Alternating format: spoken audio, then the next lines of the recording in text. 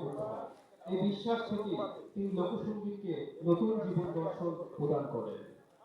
সঙ্গীতের মাধ্যমে তিনি মানুষকে সমাজের প্রেম, সহমর্মিতা ও শ্রদ্ধার প্রয়োজনীয়তা শেখান।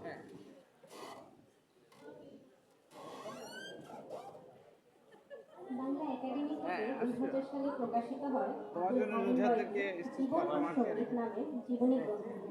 তার উল্লেখযোগ্য প্রকাশিত সৃষ্টিসমূহের মধ্যে রয়েছে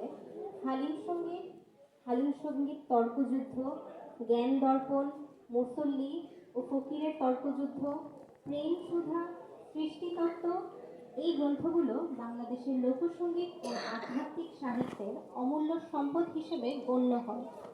হালিম বয়াতি ছিলেন কেবল শিল্পী নন, তিনি একজন সমাজ দার্শনিক ও মানবাদী চিন্তকও ছিলেন।